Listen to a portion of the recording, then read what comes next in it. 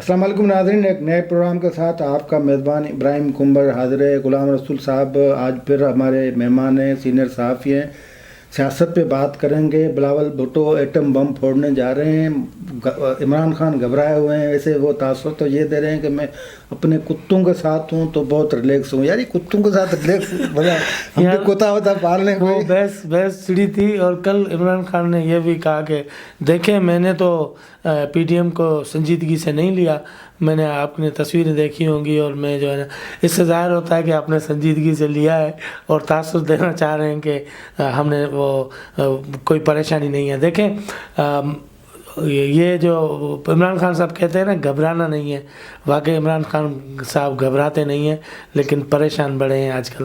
نہیں، ویسے ان کا کافی ٹائم کتوں کے ساتھ گزرا ہے نا، جب وہ چھڑے تھے یا کیا تو وہ تو اب پلے بوائے بھی رہے ہیں اور یہ اس طرح کے شوق بھی نہیں۔ میرا کہنے کا مقصد ہے کہ بندہ جب گھبرانے کا نہ ہونے کا تاثر دے تو کتے پالے یا کتوں کے پاس چلا جائے۔ اچھا، بحث بڑی چھڑی تھی کہ بھائی 3 کتے کیوں سلیکٹ کیے گئے، یہ بھی سوشل میڈیا پہ پی ٹی آئی کے سپورٹر جو ہے وہ بات کر رہے تھے کہ 3 وہ اشارہ تھا کہ تو 3 نہیں۔ اچھا، وہ عمران خان کا تو چلو وہ نہیں گھبراتے اس لیے، لیکن وہ مراد سعید بھی کتوں کے ان کے کر رہا تھا پالش جو، اور پھر یہ علی محمد خان اور خود سینیٹر فیصل جو عمران خان کے قریبی لوگوں میں سے پہچانے جاتے ہیں، وہ اس دن کرکٹ کھیل رہے تھے۔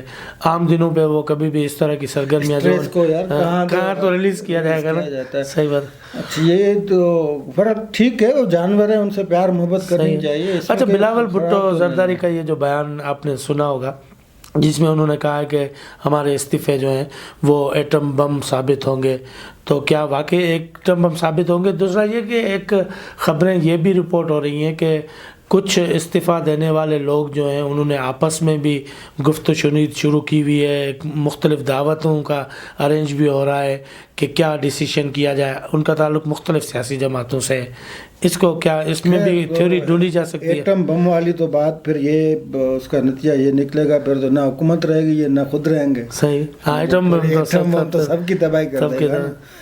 تو خیر یہ سیاسی بیان ہے، وہ شیخ رشید والی بات ٹھیک ہے کہ سیاسی بیان کوئی بھی دیا جا سکتا ہے۔ پھر سے استعفیٰ وہاں پہ تو اثر انداز یا عمل درآمد کے لیے بہتر ہے جہاں پہ کوئی سسٹم ہو۔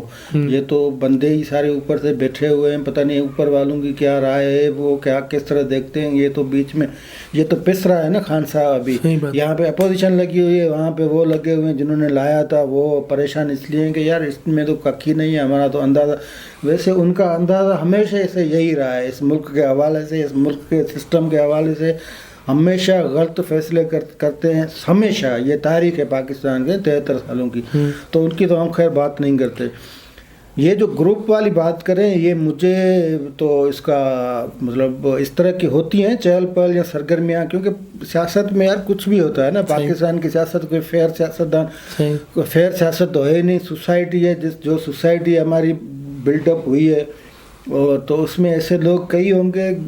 ایک تو جو خود جماعتیں ٹکٹ دینے کے معاملے پہ جو زیادتی کرتے ہیں کارکنان سے، کیونکہ وہ چن کے الیکٹیبل لوگ لے کے آتے ہیں نا، وہ جن کے اثر رسوخ ہوتے ہیں، جو گوٹھ میں ڈاڑھے مرچ وڈیرے ہوتے ہیں، سارے ٹکٹ ان کو دیا جاتا ہے۔ تو پھر وہ تو بندہ پہلے ہی اس کو ایک تو گھمنڈ ہوتا ہے کہ پھر میرا تو اپنا ضلع ہے، اپنا تعلقہ، یہ سارے گاؤں میرے ہیں، تو اس طرح اور پھر جب اس طرح کی کوئی تبدیلی ہوتی ہے یا پھر کچھ لوگ ہوتے ہیں جو وہ گندے انڈے جس کو کہا جائے، پھر وہ اچھا سنی سنائی خبر ہے کہ جو مقتدر حلقے ہیں 2 بڑے ادارے ہیں، ان میں سے ایک سب سے بڑا جو ادارہ ہے ان کے جو اعلیٰ سربراہ ہیں ان کی جانب سے کوئی کلاس لی گئی ہے ہمارے وزیر اعظم صاحب کی کچھ دن پہلے، اور کہا گیا کہ آپ نے ڈیلیور نہیں کیا، نتیجے میں نہیں وہ کلاس اگر لی ہے تو بہت اچھا کیا ہے۔ ویسے کلاس تو ان کی لینی چاہیے، تو بیٹا یہ پہلے آپ کو نہیں پتا تھا، کلاس تو پہلے تو ان کی لینی چاہیے نا۔ تو یہ آپ کو پتہ نہیں تھا کہ آپ کس کو امپوز کر رہے ہیں، کس کو کر رہے ہیں؟ بھائی یہ ابھی بھگتے، آپ بھی بھگتے، سارا ملک بھگتے، پبلک بھگتے۔ वैसे इसको ढीठ को होना तो ढीठ नहीं करना चाहिए, कहना चाहिए प्राइम मिनिस्टर है हमारे, इलेक्टेड नहीं है तो क्या करें, इलेक्टेड ही है सिलेक्टेड है।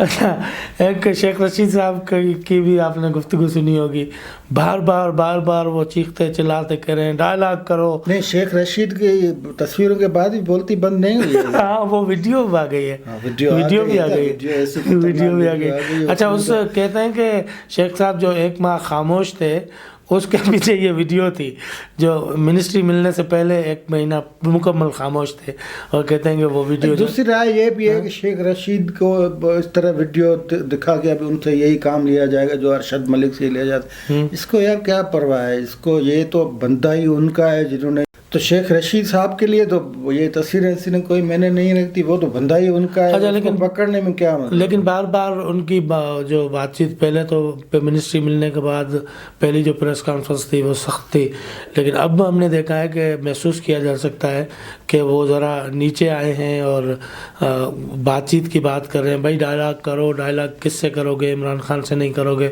तो किसी से और से करने हैं तो उसी से भी करवा देते हैं, ये भी बात।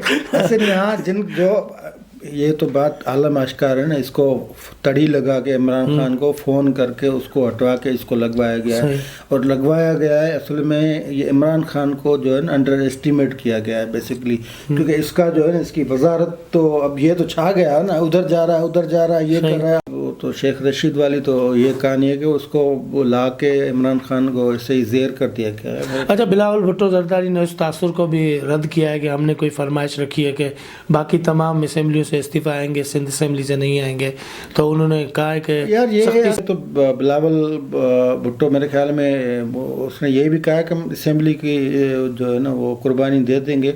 अब उनको जब खातरी या यकीन दहानी हो जाती है ना तो मैं समझता हूँ असेंबली तोड़ देंगे, अगले तो फिर पीपल्स पार्टी सिंध में तो आ जाएगी ना, तो ये मामला हैं। ये आज की हमारी गपशप रही सियासी सूरत-ए-हाल पे। गुलाम रसूल हमारे साथ है जो अपने तजुर्बात और मौजूदा सूरत-ए-हाल को उसकी अपने हमसे शेयर कर रहे थे। अब तक के लिए इतना ही, देखते रहिए।